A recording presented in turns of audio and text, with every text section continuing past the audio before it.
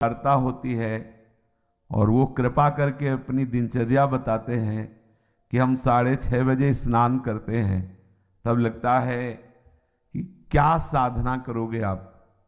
कोई भी हो, अगर आप किसी भी तरह प्रमाद स्थिति करते हैं और 6:30 बजे तक सोते हैं तो संशय है आपके ब्रह्मचर्य पर, नहीं रह सकते ब्रह्मचर्य। जो शास्त्र और शास्त्रवेत्ता महापुरुषों ने अनुभव किया है, 4 से और 6 बजे के बीच में जो शयन करता है ब्रह्मचारी हो ही नहीं सकता, ब्रह्मचर्य रह ही नहीं सकता। या तो वो 2 बजे 3 बजे तक भजन किया हो, पूरी रात जग के फिर सोया हो तो चलेगा, वो भजन का आवेश संभालेगा। ये ब्रह्म मुहूर्त का समय और उपासक शयन करे, बहुत बड़ी हानि है। मान लीजिए खूब सत्संग सुनते हैं आप सब जन और बहुत कृपा है आपके ऊपर, लेकिन परिवर्तन नहीं हो रहा भाई।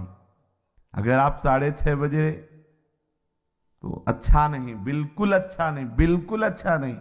ये दिनचर्या तो बिल्कुल ठीक नहीं है। आप लोग सावधान हो, जो भी हो सावधान हो जाइए। ये बिल्कुल आपके जीवन के लिए घातक दिनचर्या है।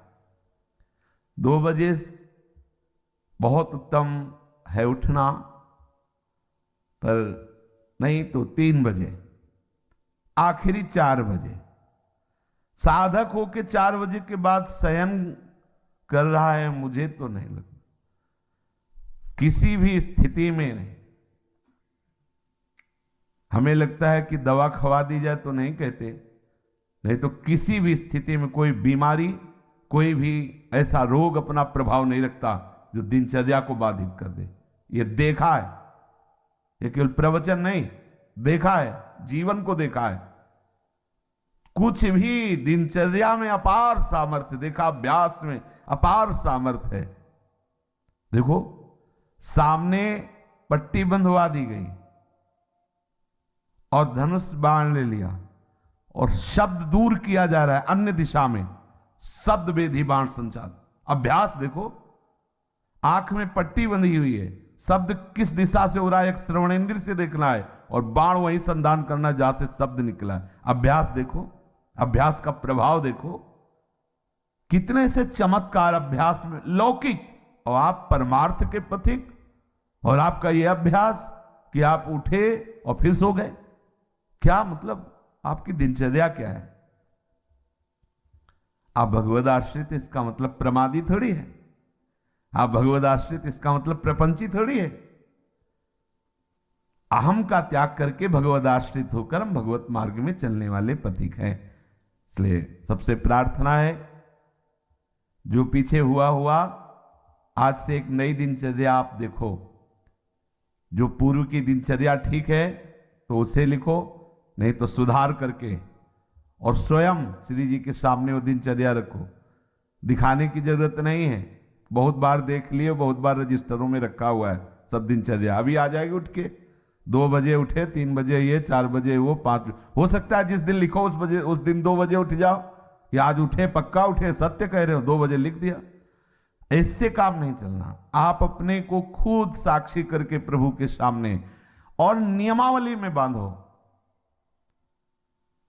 बिना नियम के प्रेम उत्पन्न नहीं होता। वो प्रेम की एक दशा है जो नेम को, भाई सावधान रहो। ये सुबह 6:30 बजे तक सोना ये ठीक नहीं। आप सो करके सोने को गवा रहे हैं। ये सोने का समय है, सोने का, स्वर्ण का। और क्या बोले, सोने का समय गुरु जी का, खूब सो आनंद से, ऐसा नहीं। ये स्वर्ण समय है, ब्रह्म मुहूर्त, खूब ना। हमारे लिए तो हर क्षण ब्रह्म मुहूर्त है। ये तो केवल एक दिनचर्या के लेकर नहीं, हर समय हमारा ब्रह्म मुहूर्त है। हम प्रभु में लगे हुए हैं, इसलिए हर समय प्रेम में प्रभु का चिंतन हो रहा है। हर समय हमारे लिए महामंगल में महापावन है। देखो, आप सबसे प्रार्थना है, बहुत सोच समझ के दिनचर्या बनाएं। और जो दिनचर्या बनाए 10-12 वर्ष उसमें कोई विक्षेप नहीं होना चाहिए। आज गए 5 घंटे यमुना के किनारे बैठ गए, 5 दिन गए ही नहीं। ये रसिकों की दिनचर्या नहीं, ये वृंदावन की उपासना में दिनचर्या एक आपकी नियमावली। या तो आप ऐसी स्थिति में कि 5 दिन आपको शरीर शुद्ध नहीं रही तो कोई बात नहीं, दिनचर्या का फल मिल गया। आपकी दिनचर्या एक ऐसी होनी चाहिए जो बने तो कम से कम 10-12 वर्ष तो एक रस चलना चाहिए।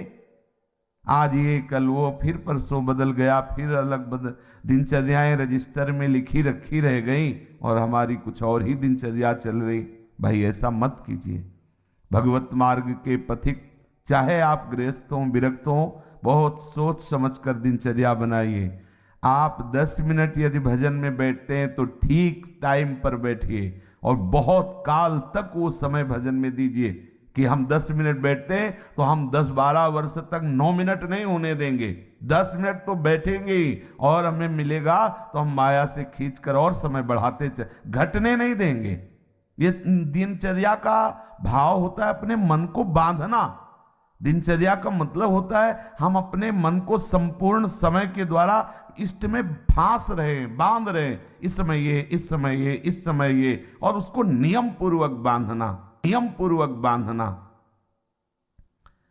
कभी परिक्रमा चल रही तो कभी कुछ, कभी कुछ, कभी सब बंद, कमरे में पड़े शयन कर, ऐसी नहीं। एक आपके आहार की, विहार की दिनचर्या होनी चाहिए।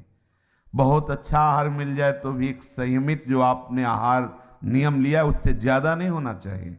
ना मिले उस समय के बाद, आपको सच्ची बताए, यदि आपकी दिनचर्या सही है तो समय के बाद आहार करने की इच्छा ही खत्म हो जाती है।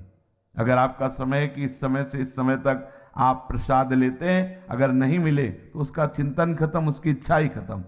अब अगले टाइम जब पाते हैं तब फिर आए। बहुत बड़ा नियम में बल होता है। बिना घड़ी के अपने आप नेत्र खुल जाना, दोबारा आलस्य ना आना, शरीर में एक नई स्फूर्ति, अभ्यास में बहुत बड़ी ताकत होती है। अपने लोगों का अभ्यास ही दृढ़ नहीं हो रहा है, नियमावली ही ठीक से नहीं बन रही। दिनचर्या में पता होना चाहिए ये इस समय तो सत्संग में मिलेंगे, इस समय वो परिक्रमा में होंगे, इस समय वो जप में बैठे होंगे, उनका समय है जप का, इस समय तो मौन होंगे, वो बोलेंगे नहीं। साधु की एक दिनचर्या होती। हमारी क्या दिनचर्या है, इस पर ध्यान दीजिए।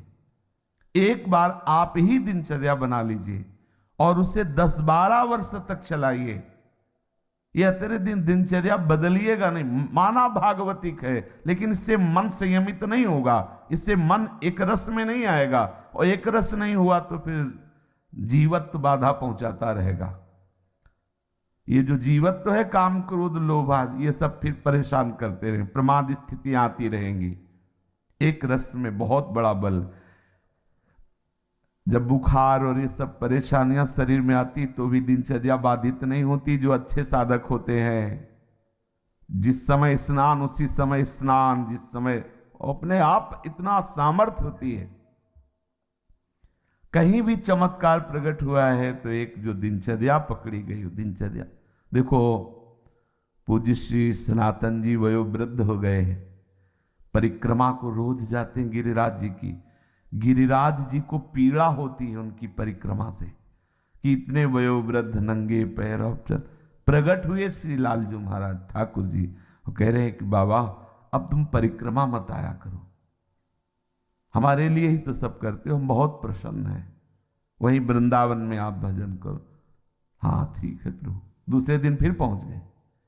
बोले बाबा मना किया, बोले प्रभु रह नहीं पाते। ये दिनचर्या क्या करती, आपका अभ्यास ऐसा दृढ़ करती कि इष्ट मना कर रहा है लेकिन रह नहीं पाते।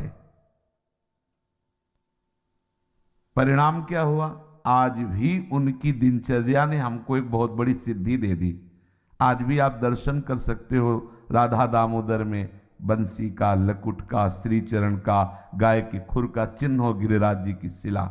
आज भी सनातन जी की एक नियमावली ने आज हम सब भक्तों को दुर्लभ वस्तु है, दुर्लभ वस्तु है। भगवत चरणारविंद के चिन्ह, लकुट के चिन्ह, बंसी के चिन्ह, गाय के खुर के चिन्ह प्रभु ने स्वयं दे, और बोले इस शिला की परिक्रमा कर लेना। ये 4 परिक्रमा का, आपको 4 परिक्रमा कर लो तो परिक्रमा गिरिराज जी की पूरी हो गई। नियमावली 24 घंटे में ऐसी सहज दिनचर्या आप अपनी खुद बना लीजिए जो आप बहुत काल तक निर्वाह कर सके। यमुना तट अगर हमारा जाना हुआ तो यमुना तट, बहुत मन हुआ तो नागरीदास जी कह रहे हैं गोवर्धन गिरिराज जी, और बैठो राधा कुंड देखा है, अनुभव किया है, एक अलौकिक मतलब आकर्षण राधा कुंड में देखा है। सुबह सुबह जैसे चुपचाप कभी गए हैं और एकदम बैठ गए तो एक अलौकिक आकर्षण, एक दिव्य आकर्षण, एक भजन में एक दिव्य उन्माद। आसपास बड़े बड़े भजनानंदी महात्मा रहते हैं और श्री जी का वो नित्य स्थल राधा कुंड संपूर्ण ब्रज महिमा में, पर कहीं कहीं प्रभु विशेष अपनी लीला प्रकाशित